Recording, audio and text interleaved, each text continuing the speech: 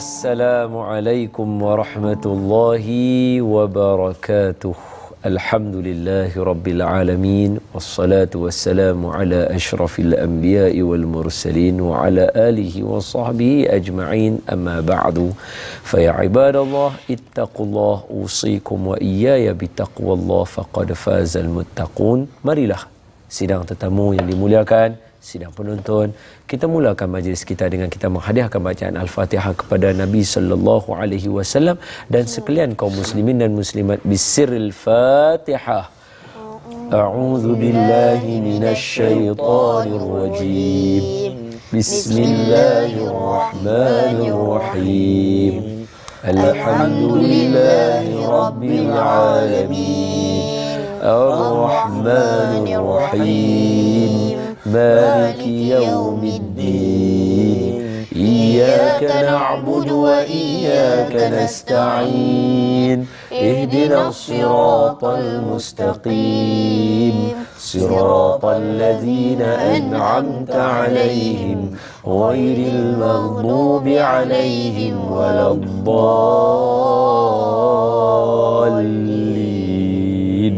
آمين. بسم الله الرحمن الرحيم.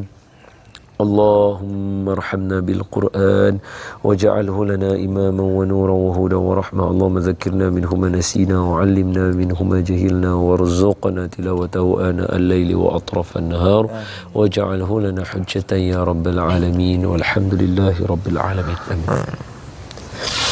Alhamdulillah, sidang penonton dan pahabak, mudah-mudahan malam ni semua dalam keadaan sihat walafiat dan kita meneruskan perbincangan kita berkaitan dengan halaqah ataupun kumpulan bulat Al-Quran yang akan diterajui oleh Fadilatul Ustaz Taha. Kemudian kita ada dua orang sahabat kita, iaitu saudara Zul Hafiz dan juga adik Afif kita. Tidak dilupakan juga cikgu, dan kita bawa ramai-ramai ke rumah tuan-tuan. Dengan hari ini kita nak baca satu surah yang baru. Surah baru ni kira dia di dalam dunia kita, dalam dunia apa kita kata, dunia negara Malaysia terutamanya, surah baru ni sangat memainkan peranan yang besar. Hatta dalam sirah Nabawiyah pun dia besar juga. Cumanya kita nak sebut kata firman Allah Ta'ala, bunyi dia ayat surah baru kita ni, iaitu Bismillahirrahmanirrahim. Qul ya ayyuhal kafirun.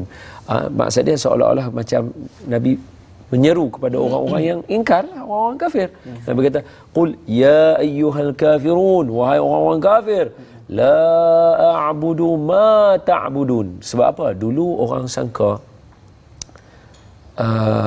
kira Islam ni boleh ada toleransi tau. Maksudnya bila ada berhala, ada apa, nampak macam Islam.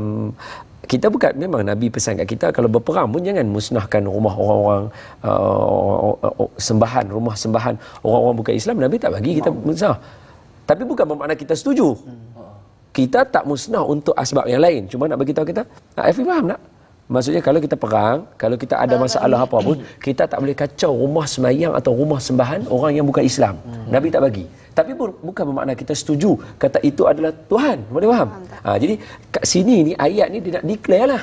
Dia nak declare clear. Apa dia? La a'budu ma ta'budun. Kami ataupun saya, kata Nabi, tak akan sembah apa yang kamu sembah. Clear. Nabi nak abang. Maknanya bila kita buat baik itu adalah hubungan di antara sesama manusia. Apa hablum minan nas, hubungan sesama manusia itu kita jaga. Tapi bukan bermakna kita sembah. Wala antum abiduna ma a'bud. Kamu bukanlah menyembah sesuatu yang kami sembah. Maknanya apa yang kamu ada tu bukan benda yang kamu sembah, tu adalah Tuhan. Okey, depa kata macam ni. Contoh orang yang bukan Islam, dia kata dia ada Tuhan dan dia sembah Tuhan tu. Tuhan yang dia sembah tu bukan Tuhan kita. Sikit pun tak sama dengan hak kata. Sebab apa? Cuba kita tengok kalimah la ilaha illallah. La ilaha illallah. Tidak ada Tuhan melainkan Allah. Biasanya orang akan kata tidak ada Tuhan yang lain melainkan Allah Ta'ala satu saja. Tapi sebenarnya kalau kita tengok ayat tu, kalimah tu betul-betul, kalimah tu dia pergi dengan lebih dalam lagi. Kalau sidang penonton nak tahu apa dia, La ilaha, tidak ada Tuhan, maknanya tidak ada yang layak memegang title Tuhan. Tak ada yang layak pegang title Tuhan. Nak jadi Tuhan pun belum sampai tahap lagi. Illallah, kecuali Allah sahaja. Maknanya batu berhala yang sebagai-bagainya itu bukan Tuhan. Sebab tu Nabi kata, wala antum abiduna ma a'bud. Hak kamu sembah pun bukan kami. Tapi dahsyatnya qul ya ayyuhal kafirun ni, dia akan ulang balik 2 kali ayat tu. Nak abang kata pendirian kat situ clear.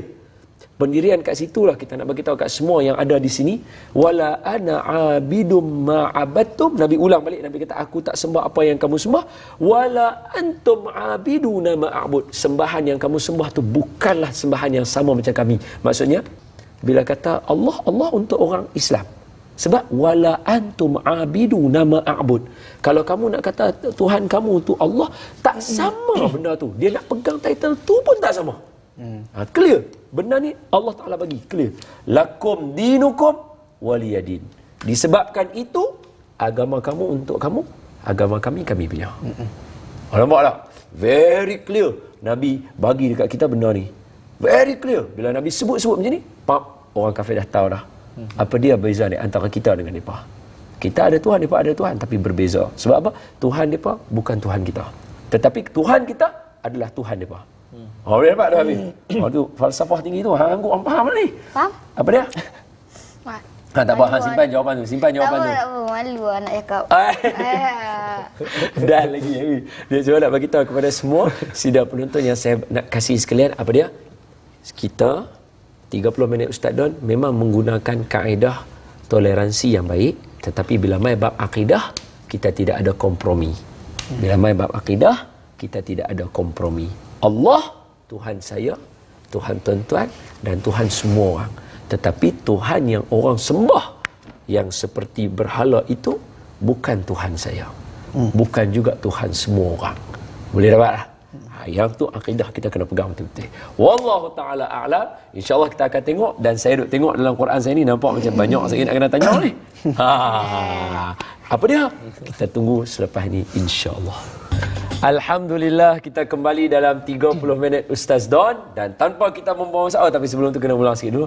Ingat, kita berhenti pada tajuk mat far'i terbagi pada 2, satu yang bertemu dengan hamzah, satu bertemu dengan sukun, dan hari tu Ustaz Toha ada pecah sikit yang sukun tu terbagi kepada 2, satu lazim, satu lagi adalah mat arid lis sukun.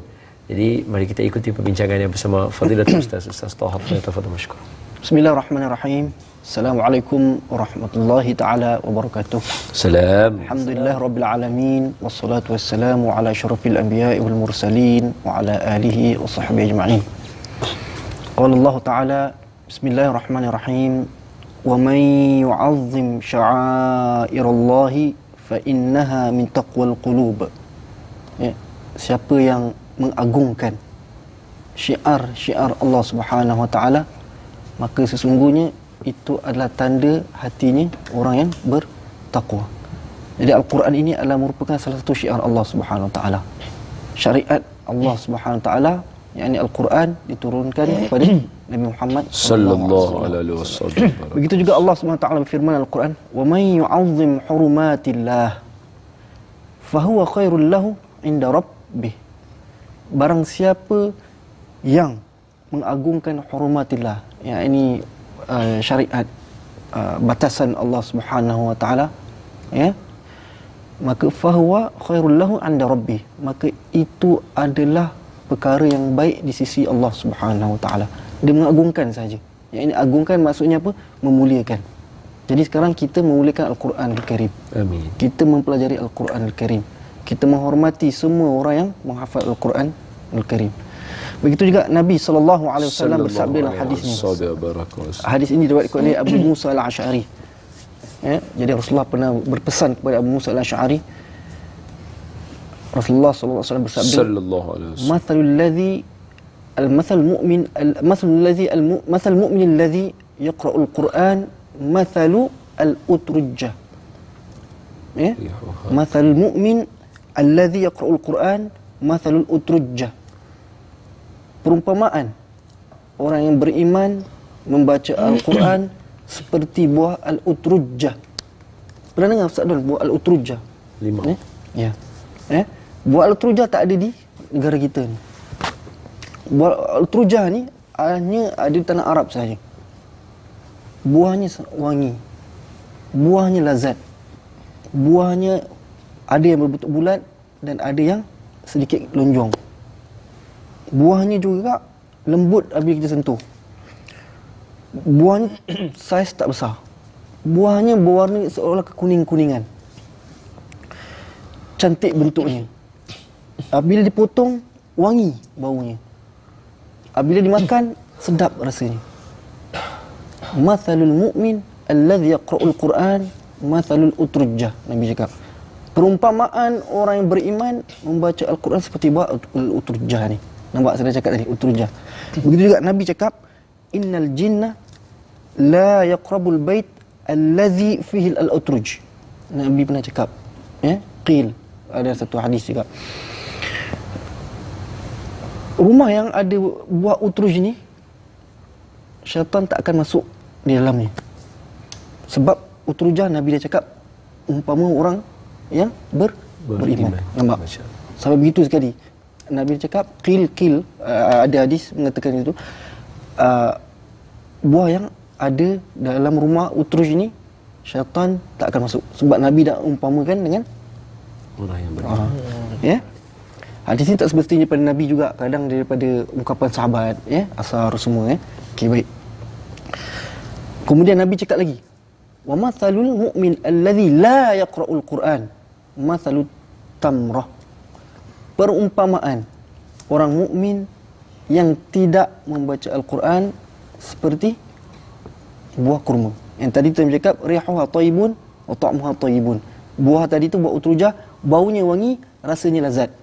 Kali ni pula mathalul mu'min alladhi la yaqra'ul Qur'an mathalut tamrah. Orang yang beriman yang tidak membaca Al-Quran seperti Nabi cakap buah kurma. Buah kurma. La rihalaha wa ta'muha halwun. Buah kurma ada bau tak? Tak ada. Tapi rasa dia apa? Sedap. Manis. Itu Nabi cakap. Orang beriman, dia beriman tapi dia tak baca Quran. Nabi cakap dia macam buah tamar, buah kurma. Tak ada bau. Ada bau tak? Ambil lah, tak ada bau, wangi pun tak ada, busuk pun tak ada.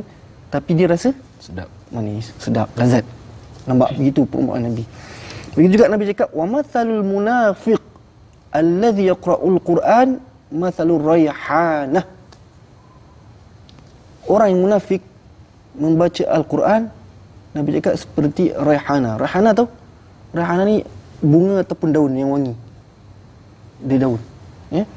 Buka YouTube ataupun buka Google, cari rayhana ataupun cari buah utrujah, taib buah utrujah, nampak ada gambar dia nanti. Nabi cakap orang munafik tahu kita dah baca surah sebelum ni, surah apa tu? Solatihim sahun tu. Ya. Surah Al-Ma'un. Al-Ma'un. Jadi orang munafik dia bila baca Quran, Nabi cakap umpama rayhana. Rihuha tayyibun wa ta'muha murrun. Wangi baunya, enak baunya, tapi rasanya pahit. Rayhana tu dia boleh buat ubat. Dia boleh buat ubat. Dia boleh buat ubat, bau dia wangi tapi pahit. Nabi cakap lagi, wa mathalul munafiq alladhi la yaqra'ul Quran kamathalil hanzalah. Orang yang munafik yang tidak membaca Al-Quran seperti hanzalah. Hanzalah apa? Labu. La rihalaha wa ta'muha mur. Betul? Dia tak ada bau. Bau dah tak ada. Bila rasa pahit. Tu Nabi nak umpamakan kita dengan orang munafik. Macam mana keadaan kita, martabat kita dengan orang munafik. Hadis ini riwayatnya Al-Bukhari dan Muslim. InsyaAllah. Boleh sekadar tunggu insyaAllah. Wallahu ta'ala alam. Hari ni Ustaz bagi kita peringatan. Jadi kalau siapa baca Quran, seolah-olah dia seperti buah yang wangi bau dia. Orang dapat manfaat pada bau, orang dapat manfaat pada makan. Jadi saya rasa tak ada pilihan lain lah. Kena jadi hak tu lah kan. Wallahu ta'ala alam. Kita sambung lepas insya-Allah. Ini di bawah hukum tanda sukun ada dua. Betul? Al-far'i, al-madul far'i Al-madul far'i. Mad al-far'i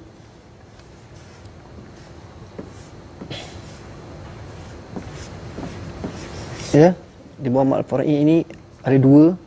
Tadi kita ambil sukun saja. Sukun saja di bawahnya ada dua. Satu iaitu apa? Al-lazim.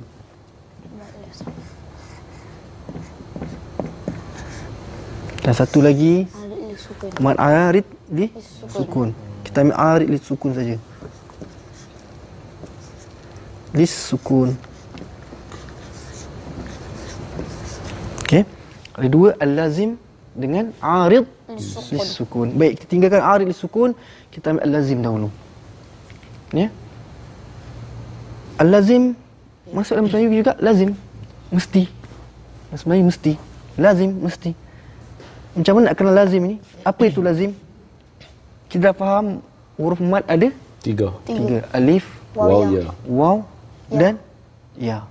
Baik. Apabila huruf mad ini ya bertemu huruf selepas dia yang sukun, mati. Yang sukun atau mati dalam satu kalimah. Lagi sekali saya ulang. Apabila huruf mad sama ada alif atau waw atau ya bertemu huruf selepasnya tanda sukun, tanda mati dalam satu kalimah, Okey. maka ia dikenali sebagai mad lazim. Ini umum dahulu. Boleh faham Fif? Sekali lagi saya ulang. Apabila huruf mad sama ada alif atau waw atau ya bertemu huruf selepas dia, yang ini selepas huruf mad ini dalam satu kalimah yang ada tanda sukun, maka ianya dikenali sebagai mad lazim saja. Okay, ini pertama. Yang kedua juga, begitu juga huruf mad bertemu dalam satu huruf. Faham Huruf mad bertemu tanda sukun dalam huruf. Nanti saya terangkan. Yang pertama dulu. Mad lazim, yang pertama huruf mad bertemu dengan huruf tanda sukun dalam satu kalimah. Contoh. Apa contohnya? Boleh? Dhalin.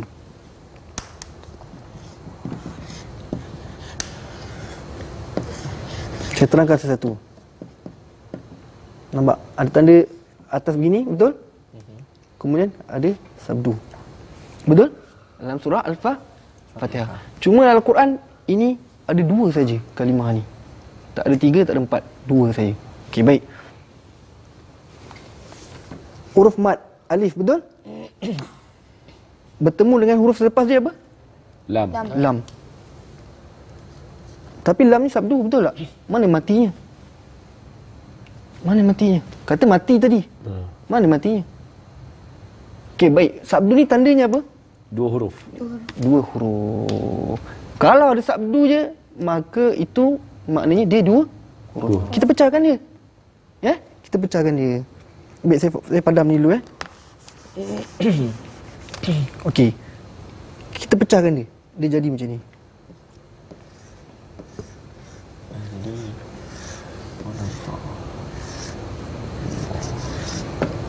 Ni asalnya. Nampak? Allah lin. Betul? Kita pecahkan ni. Lam yang pertama mati, lam yang kedua baris bawah. Nampak? Ni asalnya. Kemudian dijadikan resam Al-Quran supaya orang mudah faham, maka dia letakkan Sabdu. Faham tak sekarang? Faham Okey. Nampak? Okey, sekali lagi saya ulang. Saya pakai pen merah. Ni huruf apa? Mad. Huruf Mad. Okey, bertemu dengan huruf dia selepasnya apa? Sukun. Sukun. Nampak ada sukun? Ya. Dalam satu Kalimah. kalimah. Maka ini namanya mad Lazim. lazim. Nampak? Lazim. Nampak Okey, sebelum tu, kenapa nama lazim? Lazim yang pertama maksudnya mesti. Satu, mesti. Dari segi bahasa.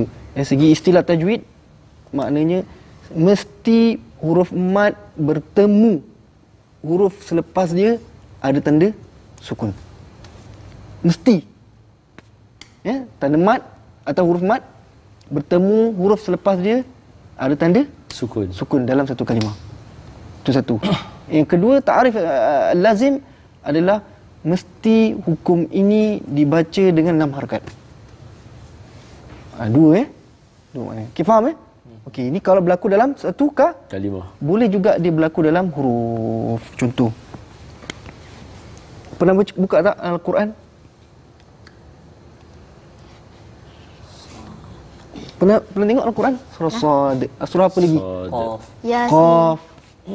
Sin 2. Sin 2. Dia satu huruf saja. Nun. Nun. Ini semua Sad. Nun. Qaf. Semua baca 6 harakat. Okey, cuba ikut. Sad. Sad. Nun. Nun. Qaf. Qaf. Semua tu 6 harakat. Okay. Kenapa? Apa yang 6 harakat ni macam mana? Kalau nampak tadi kita nampak kita pecahkan dia sabdu jadi begini, betul? Betul. Macam mana nak tahu? Kita pecahkan dia balik. Eja dia balik. Alif, dal, mati dia di sini. Ada tak huruf mat? Ada. Mana huruf mat ni? Alif. Alif. Nampak? Bertemu dengan huruf dia, huruf dulu. Huruf apa? Dal. Dal. Dal tanda apa? Mati. Sukun. Jadi apa harakat? 6. Harakat. Nampak jelas? Nampak. Okay, kita buat faham dulu sampai sini dulu. Sebab dia mat lazim ni ada cabang lagi Okay, sekarang tu dulu Ustaz, insya-Allah. Masya-Allah. Tu dia dah kan. Itu dah pesan dah. Kena bersedia. Dia lepas ni dia nak main lagi macam-macam. Jadi saya harap tuan-tuan faham. Apa dia? Kesimpulan kita ialah mat lazim dia mestilah huruf mat bertemu dengan huruf yang bertanda sukun. Bila saya kata mat lazim, mestilah, sebab kata mesti itulah jadi lazim. Mestilah dia dibacakan dengan 6 harakat dengan sebab huruf mat bertemu dengan huruf sukun. Dan satu yang ada yang selalu kita baca, ghairil maghdubi alaihim waladdallin. Dia ada bacaan insya-Allah. Hadza wabillahi taufiq. Kita tanggung dengan tasbih kafarah dan juga suratul Asr. Subhanakallahumma bihamdika nasyhadu an la ilaha illa anta nastaghfiruka wa natubu ilaik. Bismillahirrahmanirrahim. Wal 'asr innal insana lafi khusr illa alladhina amanu wa 'amilus salihat wa tawassaw bil haqqi wa tawassaw bis sabr. Assalamualaikum warahmatullahi wabarakatuh. Masya-Allah, qiraatul halwa.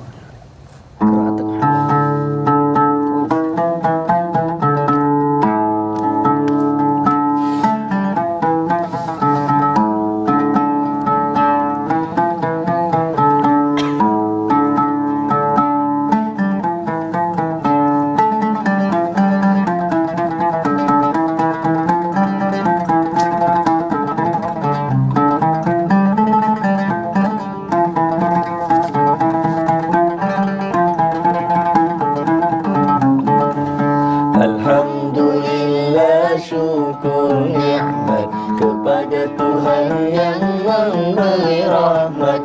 Alhamdulillah, syukur nikmat kepada Tuhan yang memberi rahmat.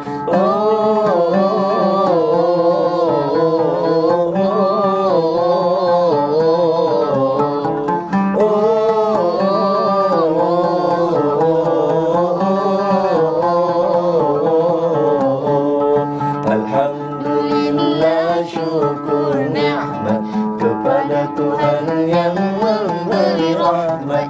Alhamdulillah, syukur nikmat kepada Tuhan yang memberi rahmat. Alhamdulillah, alhamdulillah, alhamdulillah.